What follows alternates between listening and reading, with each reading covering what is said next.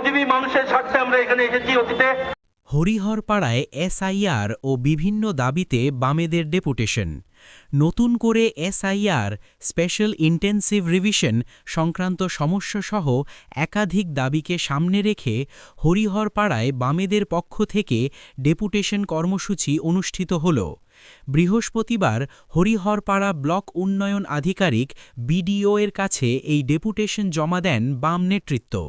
প্রাক্তন সিপিএম বিধায়ক ইনসার আলী মহাশয়ের নেতৃত্বে এই ডেপুটেশন কর্মসূচিতে অংশ নেন বামফ্রন্টের একাধিক নেতাকর্মী।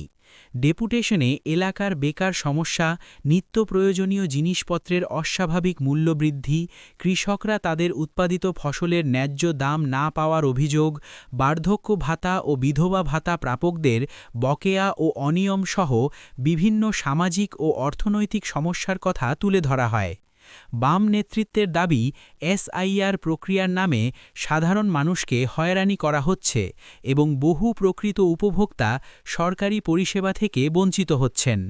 অবিলম্বে এই সমস্যাগুলির সমাধান না হলে আগামী দিনে আরও বৃহত্তর আন্দোলনের পথে হাঁটবেন তারা বলে হুঁশিয়ারি দেন।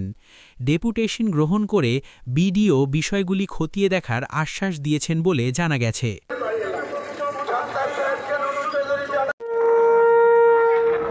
শ্রমজীবী মানুষের স্বার্থে আমরা এখানে এসেছি অতীতে। জিনিসপত্রের দাম বৃদ্ধির জন্য এসেছি, বৃদ্ধি হয়েছে, কমাতে হবে। ফসলের ন্যায্য দাম দিতে হবে। বিধবা ভাতা, বার্ধক্য ভাতা যাতে সঠিক সময়ে মানুষ পায় তার ব্যবস্থা করতে হবে। আজকে নতুন একটা দাবি এসআইআর। এতদিন ধরে আমরা এখানে এসআইআর নিয়ে আসিনি।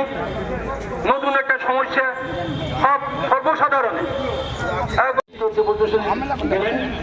ডেপুটেশন থেকে এসে কি কথাবার্তা হয়েছে আপনার জানাবেন, যারা আছেন তারা